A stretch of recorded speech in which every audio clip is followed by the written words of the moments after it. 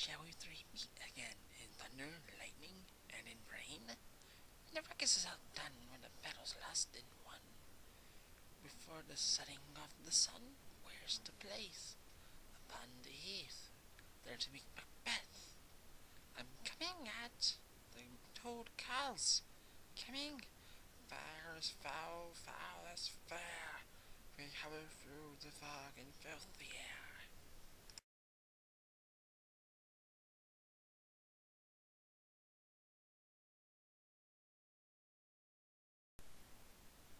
Who's that man bleeding so badly?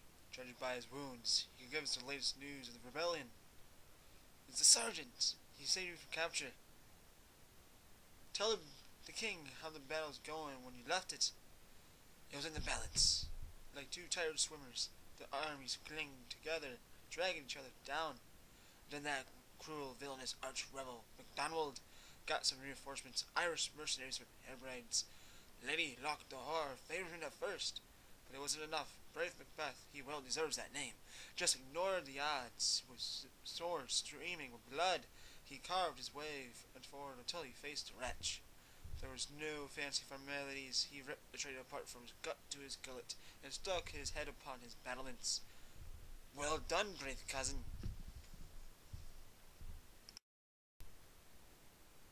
After sunshine there could be a storm.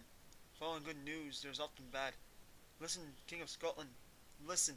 Our valiant men fighting their just cause had no sooner forced these troops to show how fast they could retreat than the King of Norway saw his chance.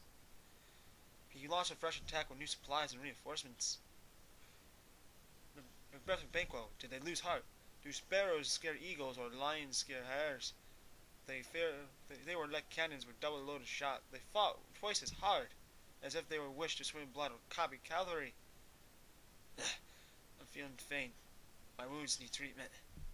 You can be proud of him, Sergeant. You did well. I like your report. Get him a doctor.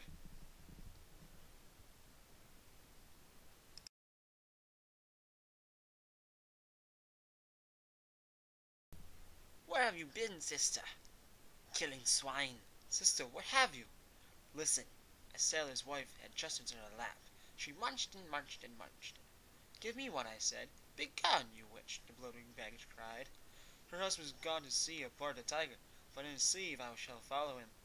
Like a rat without a tail, I'll do for him, I'll do for him.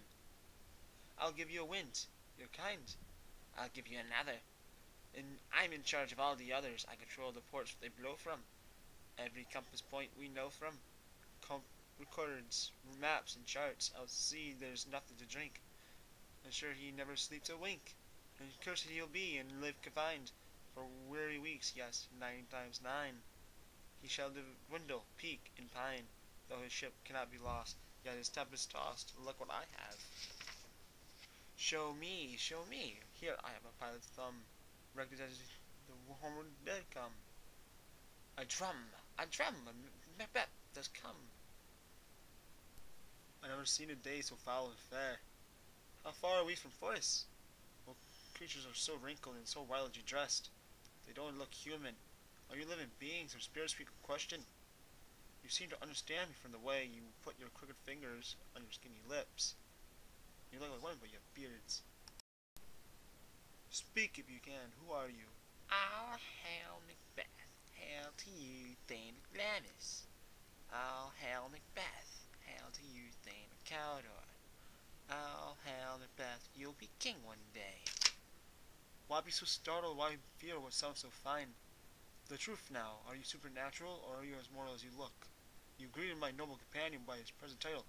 Then you prophesied new honors, with hopes of royalty. Now it is lost in thought. To me you say nothing. If you really can foretell the future, if you know who will prosper and who won't, speak to me. I don't seek your favors, and I don't fear your hate. Hail, hail, hail. Lesser than Macbeth and greater. Not so happy, but much happier. You shall father kings, yet not be one yourself. So all hail Macbeth and Banquo. Banquo and Macbeth, all hail. Stop. You only told me half the story. Tell me more. I know I'm famous Glamis since Senna, my father, died. Now, how can I be Thane of Caldor? Caldor is alive, a prosperous gentleman. As for being king, that's beyond belief. That's impossible of being Thane of Caldor. Where did this story come from? And why stop us on this god-forsaken heath to tell us these prophecies? Answer me. Water can turn into bubbles and evaporate, so earth can too. Where have they gone?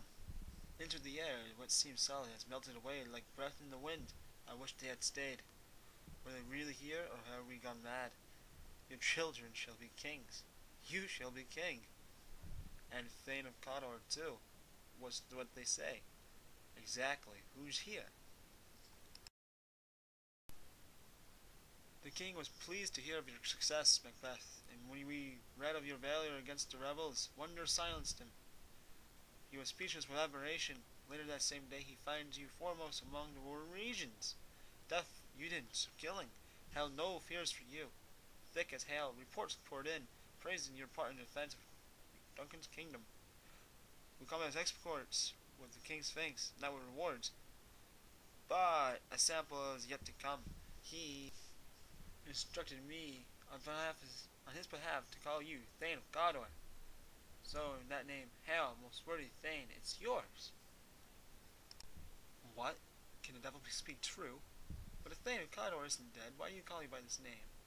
The man who is Thane is still alive, but under a sentence of death which he deserves. Whether he allied himself with Norwegians, or secretly aided rebels, or did both, I do not know. But high treason has been proved, and has confessed. Thane and Glannis and Thane and Cawdor? The Chris is yet to come. Thanks for all your trouble. Don't you hope your children will be kings? Those who gave me the thaneship promised no less to them. Take that further that he might be king, as well as Thane and Cawdor. Strange. But sometimes to tempt us to evil, the devil wins our covenants with trifling bits of truth. Then he betrays us in big things that really matter. Friends, a word if you may. Two predictions have come true. The first step towards the ultimate goal, the throne. Thanks, gentlemen. This meddling with the supernatural can neither be good or evil. If it's evil, why has it given me a foretaste of success? Beginning with some it's true. I am thinking Cawdor. If it's good, why am I thinking ghastly thoughts to make my hair stand on end? My heart thump unnaturally. Imagined horrors are worse than real fears. Just thinking of the murder is enough to rattle my nerves and paralyze me. What's that going on in my head that seems real? Look how carry a partner is. If fate says I'll be king, well, fate may crown me without my help. New honors are like new clothes. It takes time to get used to them. Whatever happens, even the roughest day comes to an end. Worthy Macbeth, we are ready when you are. Oh, forgive me. My thoughts were elsewhere. Gentlemen, thank you as always for your kindness. Let us go meet the king. Think about what is happening. And after we have tried to wait things, let's speak openly to each other. Gladly. Enough for now. Come, friends.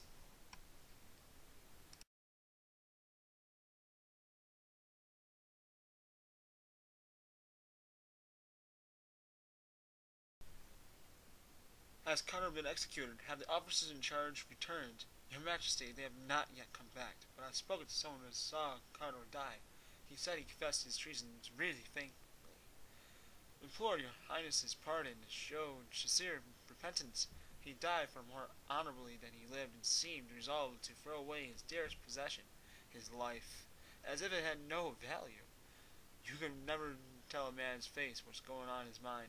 I trusted him completely. Oh, worthiest cousin, I feel guilty of ingratitude.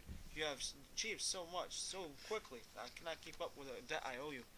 I wish you deserved less. Then my thanks and rewards when I go ahead.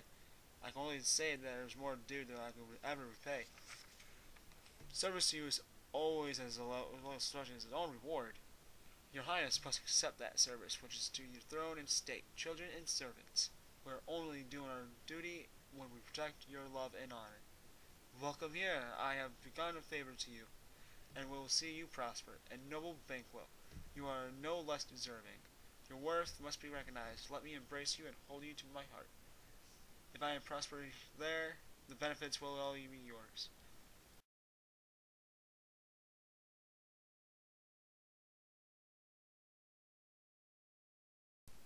Joy overwhelms me to the point of tears. Sons, kinsmen, thanes, and members of the court, let it be known that I choose my successor in my eldest son, Malcolm, from now on called Prince of Cumberland. His will not only be honored and bestowed, all merit will be nobly awarded. We will travel from here to Macbeth's castle at Inverness to strengthen our friendship. Leave the rest to me. I'll ride ahead and delight my wife with the news of your coming. I humbly take my leave. My worthy coward. The Prince of Cumberland, that's an obstacle that will trip me unless I leap over it. It lies in my way. Star, stop shining. Let darkness hide my wicked ambitions. The work the hand must do is not the eye to see, for the eye fears has got to be done. True, worthy Banquo. He's so valiant. His worthiness is meat to drink to me. As good as a banquet. Let's follow him when he went ahead. Think of our welfare.